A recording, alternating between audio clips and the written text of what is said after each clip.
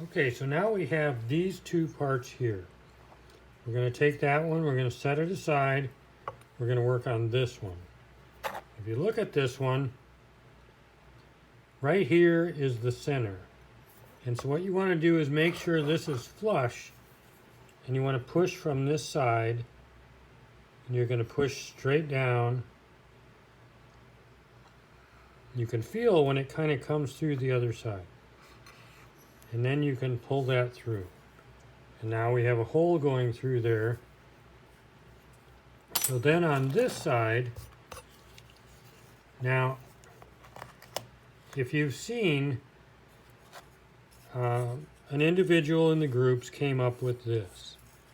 And this is pretty cool and everything, but I don't use it. It is made to work with my flask, but in my opinion, people should take a pocket knife and you should learn to cut your funnel yourself. And one of the reasons for this is that this hole doesn't always line up exactly dead center, but these are made to work on dead center. So to me, it's better to not use them. I know a lot of people disagree, and I like a little smaller funnel than what that produces. And you really get it, you can get it pretty deep. That's why there's this extra thickness on this side, so we can make a nice, deep, straight down almost type funnel. But one thing you don't ever want to do is push something through from this side, because it will cause problems and potentially break through on this side. So if we want to make this hole a little bit bigger, we do it from this side. We pull that through. See what a beautiful funnel that is. And when the metal drops in there, it's going to know exactly where to go. There's not going to be a lot of turbulence.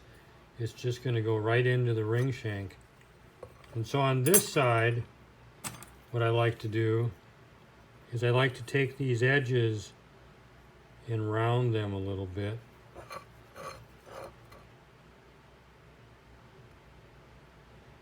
That way when the metal flies through there, it doesn't hit a sharp edge and break it off. The other thing I like to do, you can make these just a little bit bigger if you want. But that's about all you really need to do to this side. And this edge right here, I would push it down with a finger or thumb. Make sure there's no granules in there of sand. Make sure it's nice and smooth. But that side's all done. And so now we move into this side. And so on this, I found it helps kind of loosen it up a little bit. If you just tap on that, and then I like to put fingers under here. I like to put thumbs up on top of the pins and pull straight up.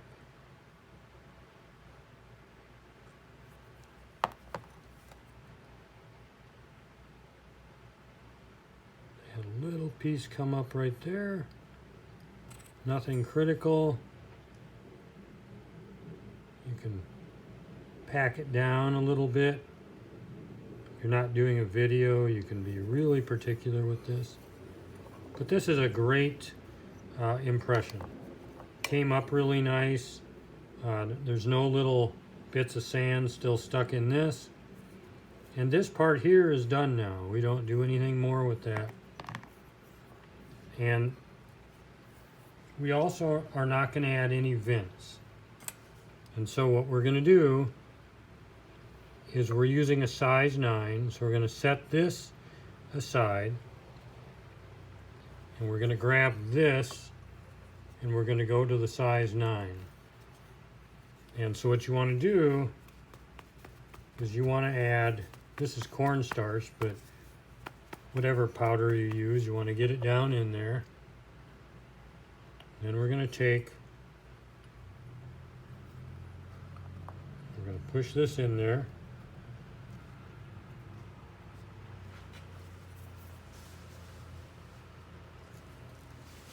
Okay.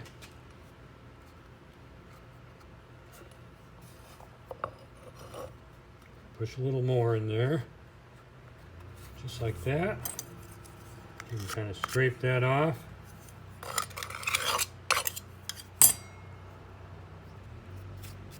And then what you can do is take a dowel, and we want to push that through.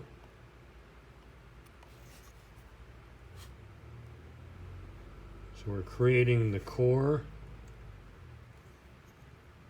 Do it gently so it doesn't break. And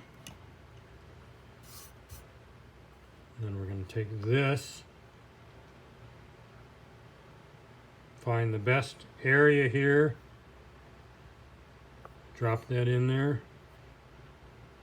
You want to kind of push on it, make sure that it's not doesn't have any spaces on either side. And really, I've sometimes found that I can put a little bit of sand down in there just to hold it right in place.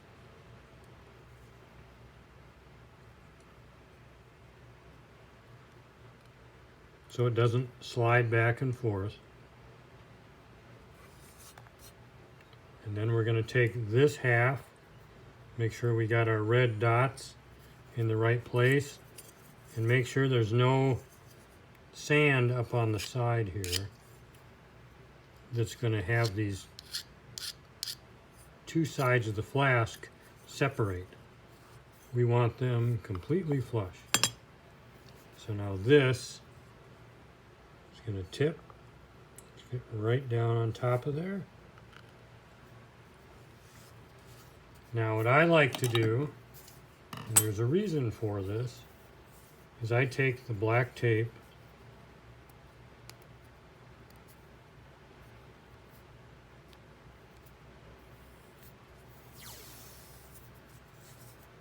cut enough off. Get it in the picture, Craig. My theory on this is that by taping the seam here all the way around, that when this is sitting on the vacuum, the air is not going to pull from through this seam, it's going to pull straight down from the top. And if there's any chance that there's any pull on the metal, it's going to be far better if it's directly pulling straight down. So that's why I do that.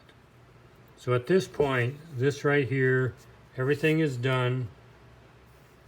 One thing you could do, if you notice, the inside of my flask have this channel cut in here. That's really important because when the vacuum pulls on this, it's going to hold it in place.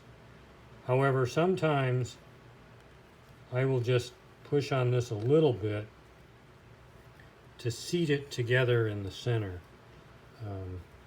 But it should be seated fairly well right now. So that's the end of this video, and it's ready to be cast, and that'll be the next step. All right, thank you.